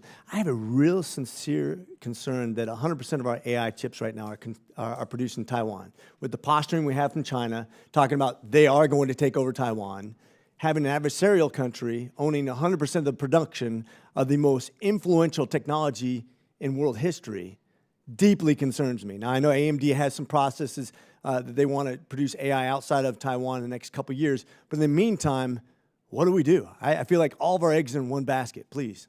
Yeah, RAND has done a lot of work on this topic because it's been quite concerning about what the economic impacts would be and the national security impacts. If a Taiwan invasion occurred and disrupted the microelectronic supply chain, given that we're dependent for 90% of our advanced microelectronics, the most leading edge chips coming from Taiwan. And it would be an economic catastrophe. So among the policy options that we have to deal with that is to deter an invasion of Taiwan by ensuring that Taiwan has the self-defenses needed for a so-called porcupine defense. Great tie into my ask. Thank you very much, and with that, I yield. Gentleman yields back. The chair recognizes the gentleman from Illinois, Mr. Sorensen, for 5 minutes. I'd like to begin by thanking Chairman Lucas and Ranking Member Lofgren for convening this hearing and for our witnesses today. Building AI systems responsibly is vital. I believe Congress is instrumental in providing the guardrails with which AI can be implemented. However, there's much that the private sector must do as well. Dr. Chowdhury, how should we audit AI systems to ensure that they do not provide unintended output? How do we ensure that companies that create the algorithms are using accurate data sets when training the system? And also, I've met with Amazon, Microsoft, and Google, and each have different stances on the need for guardrails within their companies. One representative of one of these companies says it's actually Congress's job. So do we need a system like the European Union's AI Act, which includes the concept of triangles of risk? And how can Congress learn from the Europeans' concept? You are speaking to my heart. This is what I've been spending the past 7 years of my life doing. Interesting to note that I'm not a computer scientist by background. I'm a social scientist. So I fundamentally think about impact on people and society. I would actually direct you to think about the way the Digital Services Act is constructed, where they've actually defined 5 areas. These are including things like impact on elections and democracy, impact on things like mental health, and more like socially developed issues, and developing audits around them for companies that have the at-scale level of impact. Also, I am an audit consultant for the Digital Services Act, helping them construct these methodologies. I will add that it is not easy, and not only for traditional machine learning and AI models, but in generative AI, now we have a whole other ballgame. So really what the investment is needed here is in this workforce development of critical thinkers and algorithmic auditors. Great. Follow-up question.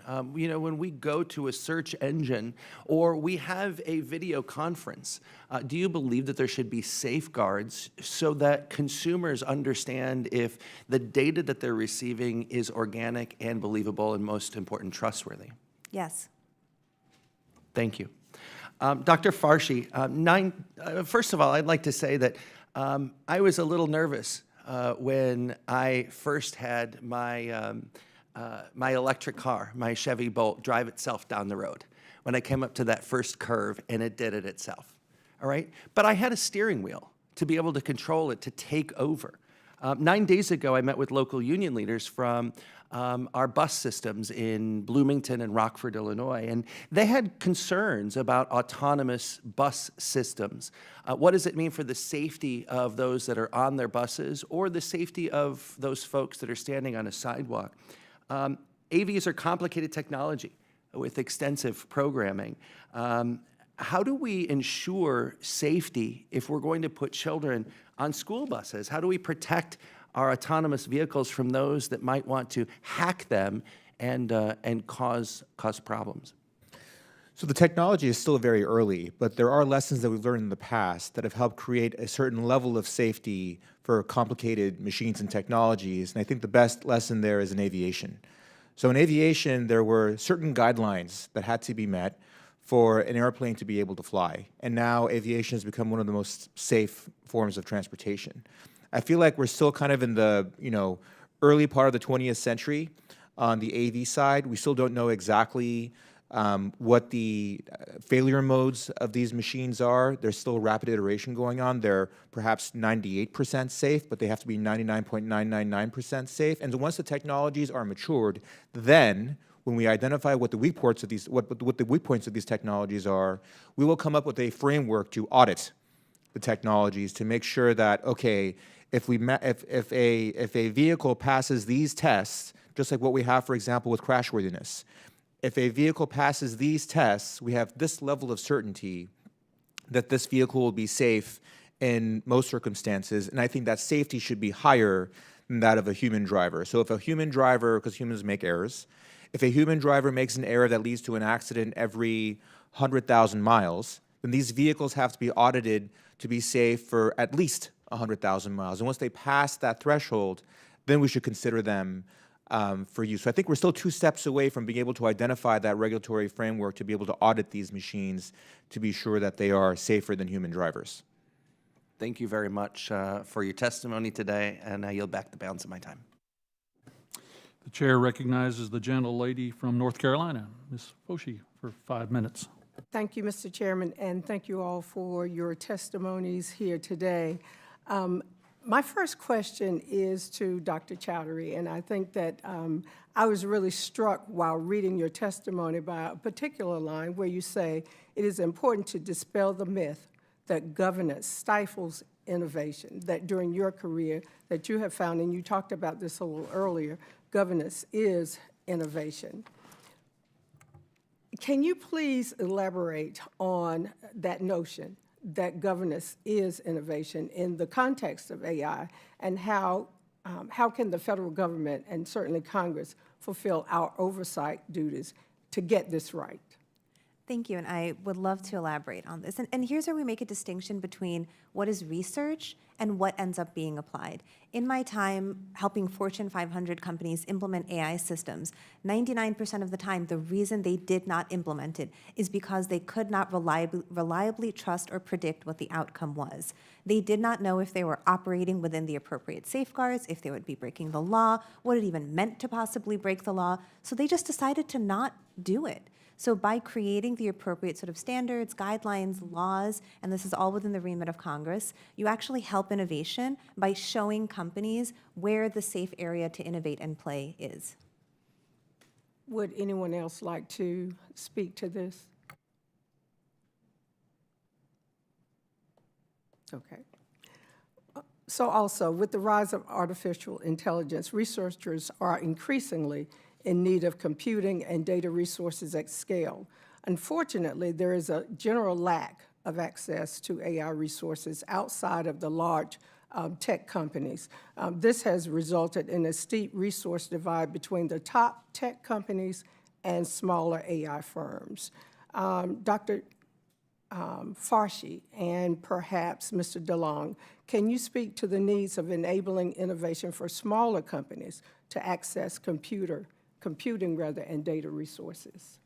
Yes, I can start there. I think it's important to realize that it's not just compute. I think there's been a very interesting study by the Center of Security of and Emerging Technology saying that, you know, for researchers to thrive and for companies to thrive, they need not only compute but good data and system access for AI.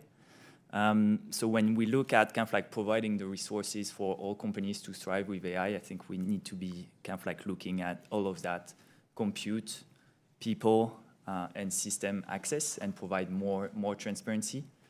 What we've seen on the platform, on the Hugging Face platform, is that when you give these tools to company, they thrive and they manage to use AI responsibly, right?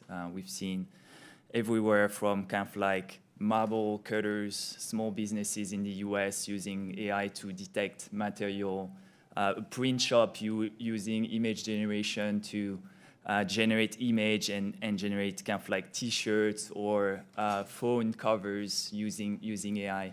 So I think by like enabling and giving access to these resources more broadly, we can enable all companies to make use of AI.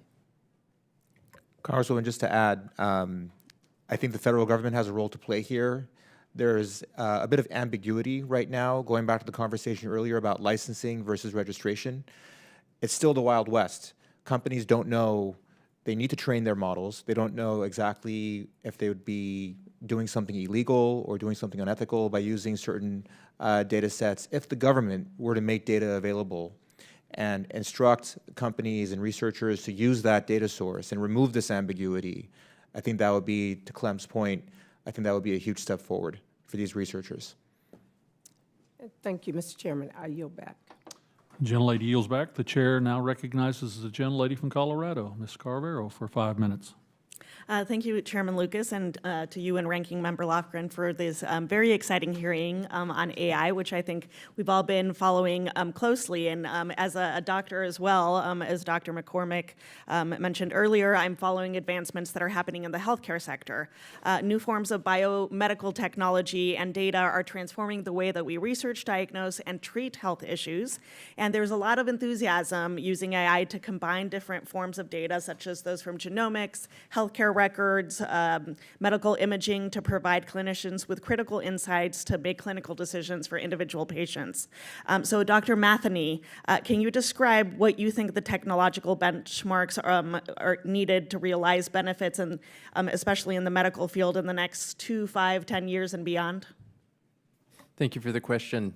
I think applications to medical diagnostics, to personalized medicine, to home health care are profound.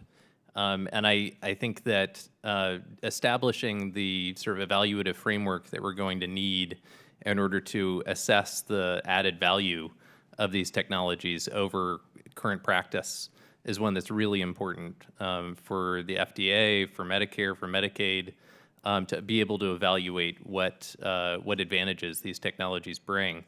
I really liked the expression that with brakes we can drive faster, and this is the history of technology innovation in the United States, is that we have had government testing and evaluation as a propellant for innovation, because when consumers can trust that technologies are safe, they use them more.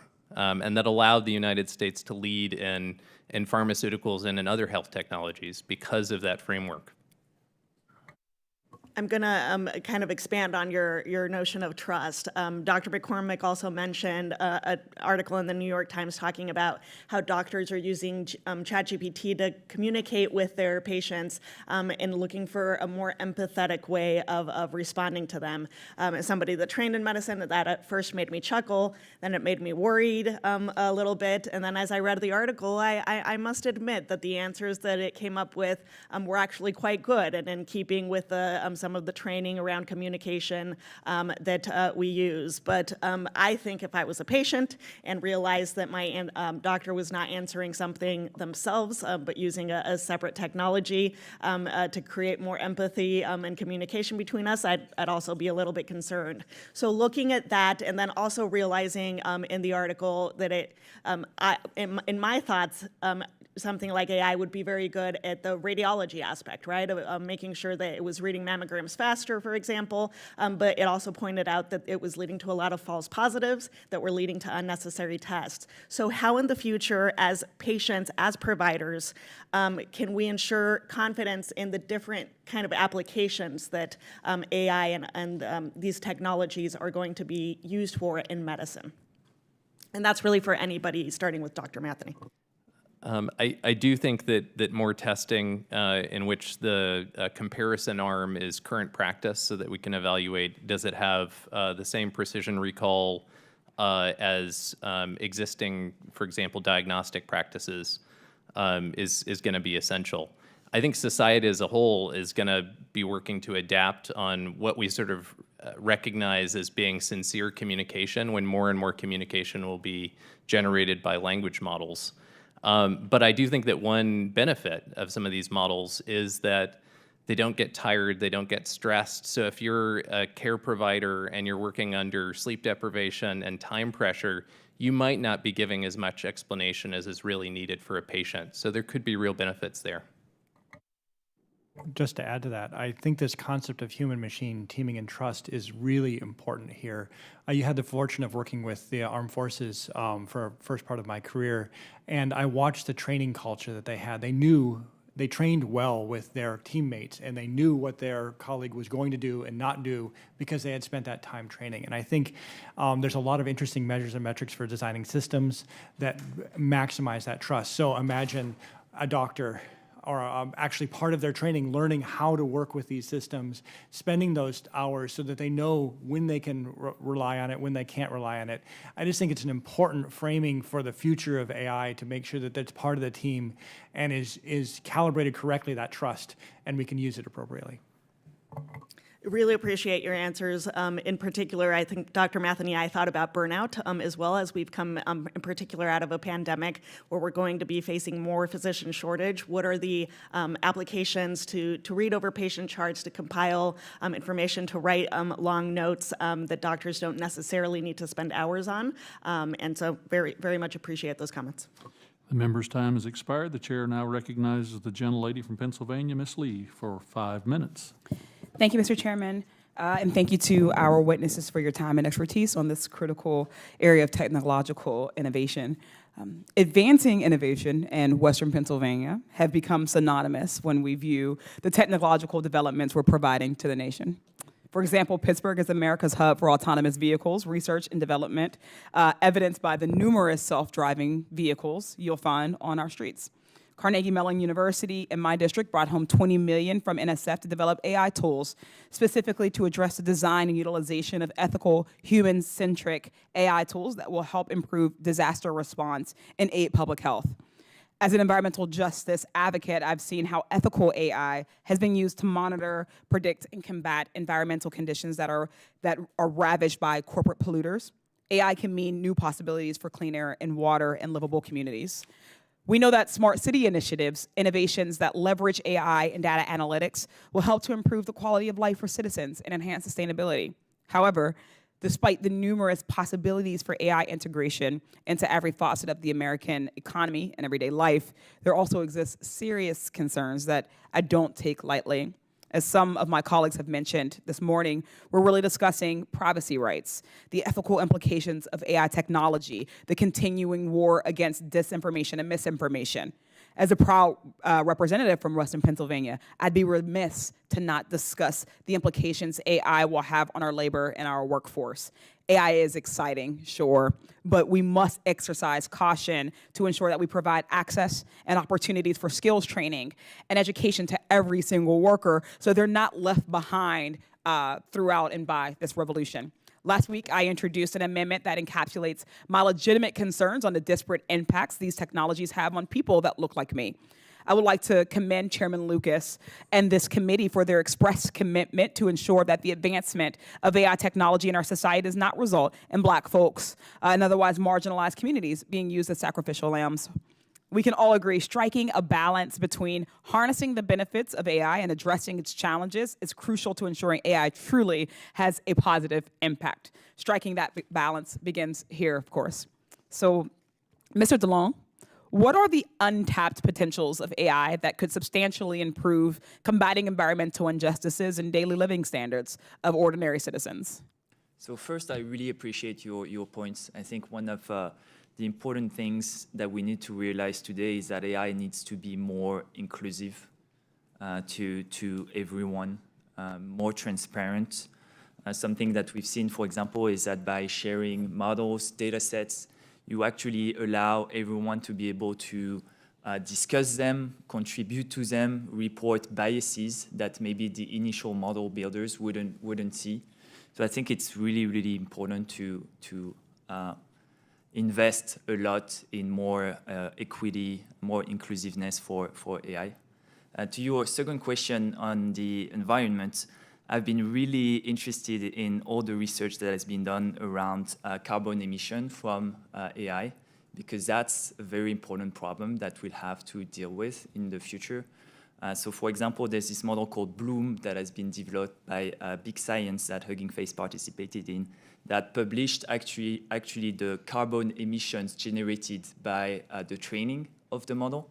And that's something that also I think we should incentivize more in order to see the potential impact on carbon emissions of AI. Thank you, and I agree with your first point, obviously. Just last year, Shudu, a Black AI-generated model, was featured in campaigns for Balmain, for Elise, and even Vogue. The creator said the model was inspired by human models like Naomi Campbell and Alex Weck. We know the fashion industry has long been discriminatory towards Black women and other women of color. My question, Dr. Chowdhury, what needs to be done to ensure that AI technologies are not taking away work from Black folks in industries that are already white-dominated? I think investing in retraining programs and compensation programs for individuals whose jobs will be taken away is key and critical here. We can't just leave people at the whims of massive companies that don't care or don't think or don't even know anything about them. Do you have an opinion or an idea on how we can create safeguards to establish the rights of individuals over the use of their image, their voice, and their likeness in AI technologies? I think this is something that Congress should take very seriously and think through. But I do, for example, myself, I am concerned about my image being on the internet and being part of training data, or an image being generated that looks something like me but maybe isn't me. Or more seriously, the ability to create deepfakes that look like people. So we need these protections for all individuals. And in particular, I want to say that women and people of color are the primary targets of deepfake generated photos. Thank you. I could go on and on, but that is my time, so I yield back, Mr. Chairman. Gentlelady's expired. Time has expired. The gentleman from California, Mr. Liu, is recognized for 5 minutes. Thank you, Chairman Lucas. Thank you for holding this important hearing, and it's been very informative. Generalized large language models are incredibly expensive to create and to operate. There was an article earlier this month in the Washington Post. The title of it was AI chatbots lose money every time you use them. And it goes on to say the cost of operating the systems is so high that companies aren't deploying their best versions to the public. Estimates are that OpenAI lost over $500 million last year. So my first question is to Dr. Farshchi. Do you think OpenAI can be profitable? So I am not close to OpenAI, so I don't know what their commercialization plans are. To the comments that were made earlier regarding the productivity of AI, I believe AI can eventually become productive and enhance human output and create a net positive economic impact on society. But then as it relates to OpenAI, I'm not asking that. I don't have an answer for you, unfortunately. Do any of these large language models, could they actually commercially be profitable given how much it costs to develop them and how much it costs to operate them on a daily basis? So I think it's important to realize that large language models are just like a small portion of what AI is. What we're seeing as in terms of like usage from companies is more the use of smaller, more specialized, customized models that are both kind of like cheaper to use and more environmentally friendly. And that's what I see the future of AI is, more than one large language model to rule them all. An example of that is when you build a customer chatbot for a bank, you don't need a model to tell you about the meaning of life. So you can use a smaller, more specialized model that is going to be able to answer your question. Thank you. So my next question is for you. I'm a recovering computer science major. I, on balance, generally support open source. Some of your testimony was about having America continue to be a leader in this area. I'm just curious how America is a leader if it's all open source, where our peer competitors simply copy it. So you look at the past, I think the reason why America is the leader today is because of open science and open source. Yeah. If there wasn't open science and open source, the US probably wouldn't be the leader. Yeah. And I think actually in the past few years, the fact that it got less open is leading to the leadership of the US diminishing. But we don't quite have open science, right? We have an entire patent system where you can't copy that science. I would argue that most of today's progress is powered by the open research papers that have been published in the past that I mentioned, like the Attention is All You Need paper. And actually, most of the commercial companies today exploiting AI are actually based on these papers, right? The ChatGPT, right. The T is Transformers. It's the famous open. No, I got that. I'm fine with research and development and so on being open. So I'll just give you a story. Last year, I talked to a CEO in my district who's creating a new chip that's faster. He's an immigrant. And at some point, I said, how fast is this chip? And he says, 50,000 times faster. I was like, whoa. And it occurred to me that he never would have gone to Moscow, right? No one wakes up and says, I want to go to Moscow. No one really wakes up and says, I want to go to Beijing, where if you say something bad about President Xi Jinping or you get too powerful, they kidnap you and re-educate you. But they'll come to the United States, not just because we have talent and resources, because we have a whole vast set of intellectual property laws that we enforce, and we have the rule of law, and we don't let people copy this. So I'm just still interested in how you can have America be the leader and then have, I mean, we just sort of say to all these AI companies, just make everything open source. I don't even know how they monetize that, and if people can just copy it, it is sort of interesting to me. So would like to hear more about that later. I do want to move to another topic, and this is to Jason. You mentioned in one of your recommendations additional funding for NIST to make sure they have the capacity to do their AI risk framework. So I assume you think it is a good framework. I think it's a good framework. I looked through it and thought about it quite a bit.